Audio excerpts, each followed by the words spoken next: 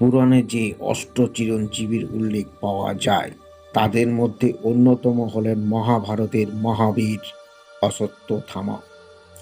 দ্রোণাচার্যের পুত্র অশ্বত্থামা অমর, কিন্তু এই অমরত্ব তার কাছে আশীর্বাদ নয়, বরং অভিশাপ রূপে আসে। উত্তরার গর্ভের সন্তানকে বধ করার জন্য শ্রীকৃষ্ণ তাকে অভিশাপ দিয়েছিলেন যে কলিযুগে নিজের পাপের ভার বহন করে যেতে হবে অশ্বত্থামাকে। মধ্যপ্রদেশ পাহাড়ি জঙ্গলে অনেকেই তাকে দেখেছেন বলে লোকমুখে প্রচলিত আছে। দ্রোণাচার্য বধ। কুরুক্ষেত্রের যুদ্ধের সময় ছল করে দ্রোণাচার্যকে বধ করেন পাণ্ডবরা। অশ্বত্থামা নামে এক হাতিকে হত্যা করে রটিয়ে দেয়া হয় যে অশ্বত্থামার মৃত্যু হয়েছে। সত্যবাদী যুধিষ্ঠির কাছে প্রকৃত ঘটনা জানতে চান দ্রোণাচার্য। তখন যুধিষ্ঠির বললেন, অশ্বত্থামা হত ইতি গজ।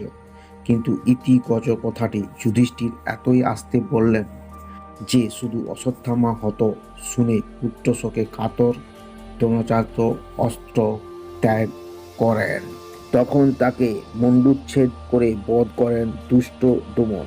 তার বাবাকে এইভাবে ছলনা করে হত্যা করায় ক্ষুব্ধ অশ্বত্থামা প্রতিশোধ নেওয়ার প্রতিজ্ঞা করেন। অশ্বত্থামার প্রতিশোধ। পাণ্ডবদের ধ্বংস করতে নারায়ণ অস্ত্র নিয়ে তাদের ওপর ঝাঁপিয়ে পড়েন অশ্বত্থামা, কিন্তু শ্রীকৃষ্ণ সবাইকে রক্ষা করেন।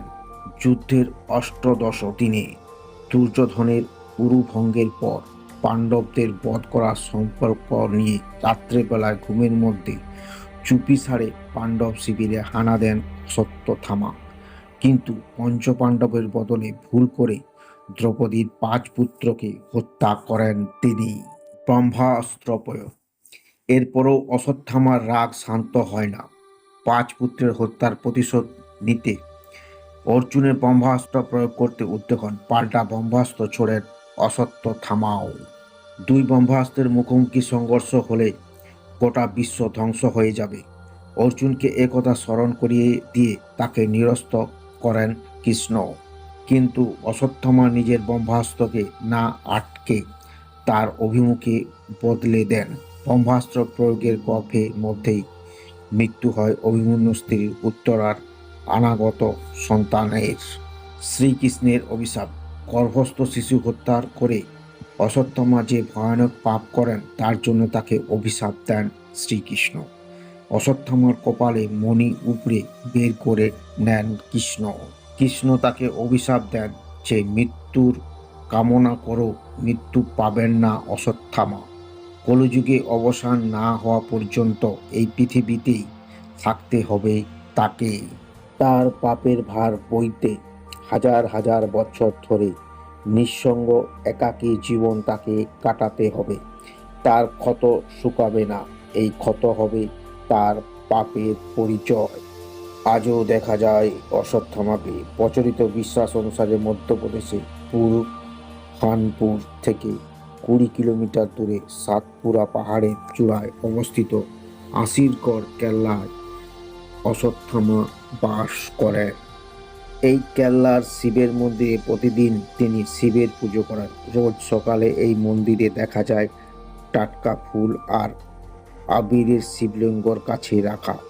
অনেক সময় জঙ্গলের লাগোয়া গ্রামের বাসিন্দারা এক বিরাট লম্বা মানুষকে জঙ্গলের পথে দেখেছেন।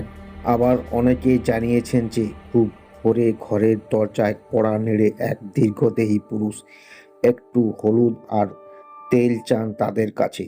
তার কপালের ক্ষত থেকে রক্ত ঝরে পড়ে।